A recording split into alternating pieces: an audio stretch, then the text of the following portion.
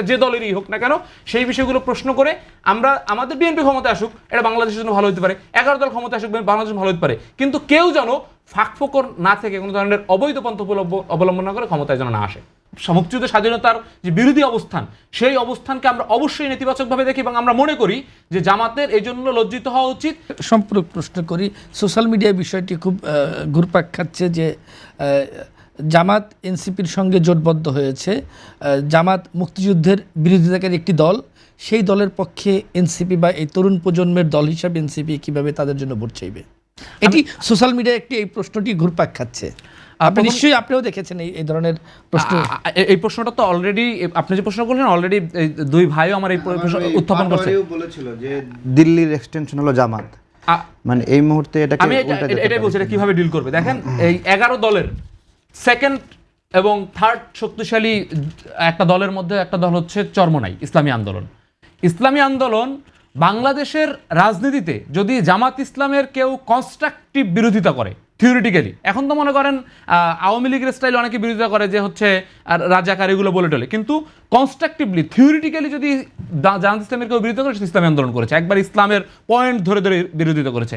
এবং ফয়জুল করিম সাহেব নিজে বলেছেন যে আমাদের জামাতের বিষয়ে গত 20 বছরে 30 বছরে যা বক্তব্য, আমরা একটা বক্তব্য চেঞ্জ করি নাই, কিন্তু আমরা আগামীতে একটা বড় স্বৈরাচার ফ্যাসিবাদী একটা দখলদার গ্রুপকে ঠেকানোর জন্য আমরা একটা জোটের একটা রাজনীতি নির্বাচনে জোটে করছি।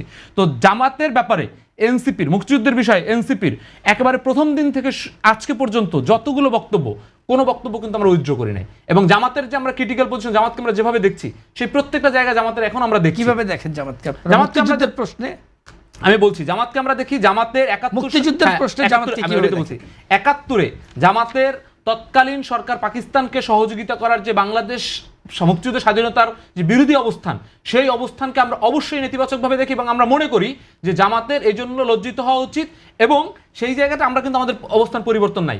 এক্সট্রিম মশার কয়েল প্ল্যান্ট ফাইবার দিয়ে তৈরি, তাই সহজে ভাঙে না, সুগন্ধিযুক্ত ও নিরবিচ্ছিন্নভাবে জ্বলে। ডেঙ্গু, চিকুনগুনিয়া বাহি সহ যে কোনো মশার বিরুদ্ধে দেয় এক্সট্রিম সুরক্ষা। আমরা মনে করি বিএনপি যেমন একটা মুক্তিযুদ্ধের পক্ষের শক্তি, তারপরেও 30 বছর জোট করে জামাতের সাথে মন্ত্রিত্ব শেয়ার করতে যেমন বিএনপি তার মুক্তিযুদ্ধ থেকে সরে যাইতে হয় নাই, এনসিপিরও মুক্তিযুদ্ধ এবং 2024-এর পক্ষে শক্তি হওয়ার পরে এই জামাতের সাথে নির্বাচনী জোটের কারণে এনসিপির মুক্তিযুদ্ধের পক্ষ থেকে সরে যাওয়ার কোনো প্রয়োজন নাই।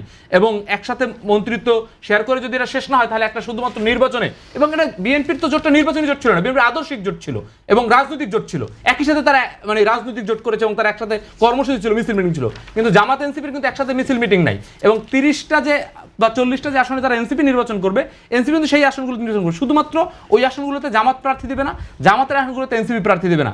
এই একটা সমঝোতার মধ্যে হয়েছে।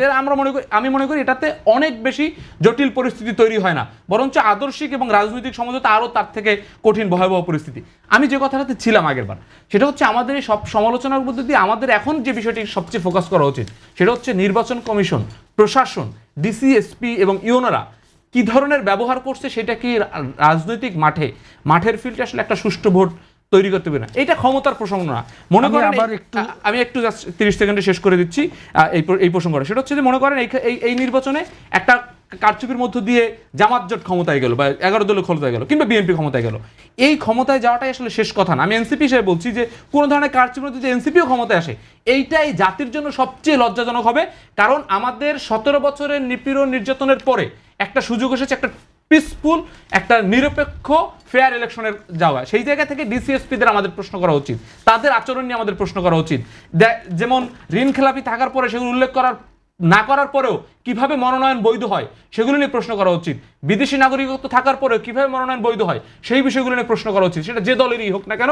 সেই বিষয়গুলো প্রশ্ন করে আমরা আমাদের বিএনপি ক্ষমতায় আসুক, এটা বাংলাদেশের জন্য ভালো হতে পারে, 11 দল ক্ষমতায় আসুক, বাংলাদেশ ভালো হতে পারে, কিন্তু কেউ যেন ফাঁকফোকর না থেকে কোনো ধরনের অবৈধ পন্থা অবলম্বন না করে ক্ষমতায় যেন না আসে।